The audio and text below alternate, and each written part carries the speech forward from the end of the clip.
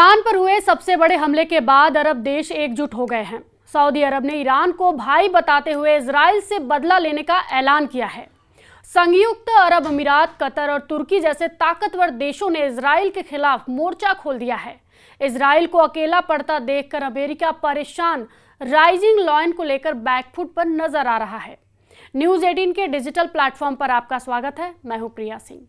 सबसे भयानक युद्ध शुरू हो गया है। सबसे भीषण हमले शुरू हो गए हैं। एटमी सेंटर तक जलने लगे हैं। सबसे भयावह त्रासदी की शुरुआत खाड़ी देशों को डराने लगी है। इजरायली ईरान युद्ध में दो गुट बन गए हैं। ईरान के साथ सभी अरब देश, मुसलमान देश एकजुट हो गए हैं। दूसरी तरफ इजराइल मोर्चे पर अकेला दिख रहा है। अकेला इजराइल ईरान पर भारी पड़ रहा है। इजराइल ने अपने इरादे जाहिर कर दिए हैं। इजराइल ने ईरान को तबाही का ट्रेलर दिखा दिया है। 200 जंगी जेट, 100 ठिकाने, 330 धमाके दहल गया है ईरान। इजराइल ने बारूदी तहलका मचाया, इतिहास दोहराया, दुश्मन को घर में घुसकर फिर से मारा। एक दो बार नहीं, 330 धमाके से दहलाया। इसके साथ ही ईरान की युद्ध घुड़की को इजराइल ने धुआं धुआं कर डाला। इजराइल का अपना स्टाइल है, कुख्यात स्टाइल। दुश्मन सिर उठाए उससे पहले उसे कुचल डालने का स्टाइल, यानी अपना तरीका। लेकिन इस बार इजराइल ने ईरान को ऐसे मातम में दिया है जिससे उबर पाना खामनेई के लिए आसान नहीं है। ईरान इजराइल युद्ध अब उसी दौर में पहुंच गया है जहां सर्वनाश का जोखिम है। ईरान पर इजराइल का ये सबसे बड़ा हमला है, सबसे घातक हमला है। नेतन्याहू ने ईरान को चैलेंज देकर चिथड़े उड़ाए हैं।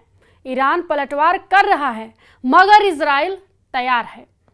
पहले से ज्यादा पुख्ता तैयारी है। नेतन्याहू आर पार के युद्ध शुरू कर चुके हैं।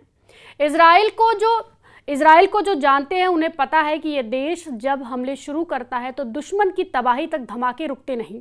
नेतन्याहू फुल एंड फाइनल का फैसला कर चुके हैं। तय ईरान को करना है कि वो युद्ध को किस मोड़ तक ले जाना चाहता है। इजराइल ने पहले ही हमले से साफ कर दिया है कि ईरान की लीडरशिप का सफाया होगा। ईरान के न्यूक्लियर अड्डे मिटामेट होंगे। ईरान का कोई भी हथियार सही सलामत नहीं बचेगा। नेतन्याहू ने इजराइल को लंबी लड़ाई के लिए तैयार रहने के ऑर्डर दिए हैं। इजराइल ने इस बार ईरान को छलनी कर डाला है। ईरान के नक्शे पर इतने धमाके हुए हैं जिसका अंदाजा भी रेवोल्यूशनरी गार्ड्स को नहीं था। सबसे ताज्जुब की बात यह है कि ईरान को इजराइल के हमले का अलर्ट 2 दिन पहले ही मिल गया था। बावजूद इसके ईरान का डिफेंस सिस्टम इजराइल के हमले रोक नहीं पाया। आपको जानकारी दे दें कि इजराइल ने ईरान पर हमले के लिए एयरफोर्स के सुपर लड़ाकों का इस्तेमाल किया। एयर स्ट्राइक में F-35I स्टेल्थ फाइटर जेट और F-16I सूफा की स्क्वाड्रन इस्तेमाल हुई। ईरान में GBU-39 SDB ग्लाइड बम और AIM-12OB अमराम मिसाइलों से धमाके किए गए। ईरान को एटम बम बनाने से रोकने के लिए इजराइल किसी भी हद तक जाने को तैयार है। इजराइल डिफेंस फोर्सेस ने ऐलान किया है कि वो ईरान की एटमी अड्डों को दहलाना जारी रखेंगे। इजराइल एयरफोर्स के साथ ईरान पर हुए हमले में मोसाद का सबसे अहम रोल रहा। मोसाद ने ही एयरफोर्स को हमले में मदद पहुंचाई। मीडिया रिपोर्टर्स के मुताबिक मोसाद ने ईरान के अंदर ही विस्फोटक ड्रोन बेस बनाया। इसी बेस से सतह पर मार करने वाली मिसाइलों को निशाना बनाया गया। मोसाद ने हमले से पहले गुरुवार रात को ड्रोन एक्टिव किए। फिर ईरान के सैन्य ठिकानों में तबाही मच गई। इजराइल ने ऑपरेशन को कई सालों की खुफिया जानकारी, योजना और तकनीक के तालमेल से अंजाम दिया है। मोसाद के एजेंटों ने ईरान के खिलाफ ऑपरेशन को 3 स्टेप में प्लान किया है। पहले चरण में मोसाद कमांडो टीमों ने ईरान की सतह से हवा में मार करने वाली मिसाइल साइटों के पास खुले इलाके में ड्रोन को तैनात किया। ये तब काम आए जब इजराइल ने जंगी जेटों को ईरान में भेजा। तब इजराइल के ड्रोन वायुसेना के हमलों को कवर कर दिया। इसके बाद जंगी जेटों ने सभी टारगेट को मिसाइलों से उड़ा दिया। ऑपरेशन के दूसरे स्टेप में ईरान की हवाई सुरक्षा को बेअसर किया गया। मोसाद ने मोबाइल प्लेटफॉर्म पर लगे हाईटेक हमलावर सिस्टम तैनात किए, जिसने सफलतापूर्वक ईरानी डिफेंस सिस्टम को खत्म कर दिया, जिससे इजरायली जेट के लिए रास्ता बिल्कुल साफ हो गया। इसके बाद तीसरे चरण में मोसाद ने ईरान के भीतर विस्फोटक ड्रोन सुविधाओं में घुसपैठ करने के लिए पहले से बनाए नेटवर्क का फायदा उठाया। इजराइल ने जब ऑपरेशन शुरू किया तो इस्पाहाजाबाद बेस के पास सतह से सतह पर मार करने वाले मिसाइल लॉन्चर को निशाना बनाया। इसी साइट को इजराइल के लिए एक बड़ा खतरा माना जा रहा था। हालांकि ईरान डिफेंस सिस्टम को कोई भी लड़ाका इजराइल के प्रहार के आगे टिक नहीं पाया। ईरान के S-300, बवर 373, खोरदाद 3 और 15 जैसे हथियार को लांघकर इजराइल ने दुश्मन को दहला दिया। इस मिशन को मोसाद एजेंट्स ने सुपर सॉलिड कामयाब बनाया। हालांकि अब भी मोसाद एजेंट्स अलर्ट मोड में है। अब इजराइल की असल परीक्षा शुरू हो गई है। ईरान पर हमला हुआ है। ईरान चुप नहीं बैठने वाला। ईरान ने 100 ड्रोन इजराइल पर दाग दिए हैं। हमले की धार हर गुजरते दिन तेज होगी। ईरान की बैलिस्टिक मिसाइलें अंडरग्राउंड तहखानों से बाहर निकाली जा रही हैं। ईरान फाइटर ड्रोन की पूरी ताकत इजराइल पर झोंक देगा, क्योंकि ईरान के एटमी पावर को खत्म करने की कोशिश इजराइल ने की है। ईरान के जल रहे नतांज परमाणु सेंटर की तस्वीरें पूरी दुनिया को थर्रा रही है। नतांज को ईरान के न्यूक्लियर प्रोग्राम का दिल कहा जाता है। ऐसे में नतांज न्यूक्लियर साइट तबाह होने से ईरान को बहुत बड़ा झटका लगा है।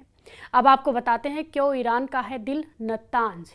नतांज न्यूक्लियर साइट ईरान के इस्फहान में है। यहाँ 2 प्रमुख फैसिलिटी है, पहली सतह पर और दूसरी जमीन के नीचे। ये इजराइल हमलों से बचाव के लिए बनाई गई है। नतांज न्यूक्लियर साइट काफी समय से विवादों में है। इजराइल समेत पश्चिमी देशों का कहना है कि यहाँ ईरान अपने परमाणु हथियार बना रहा है। नतांज को भारी सुरक्षा के साथ डिजाइन किया गया है।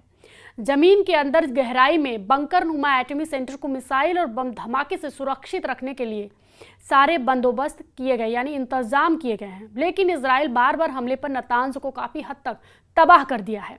अब आपको बता रहे हैं कि नतांज को कितना नुकसान हुआ है इस हमले से।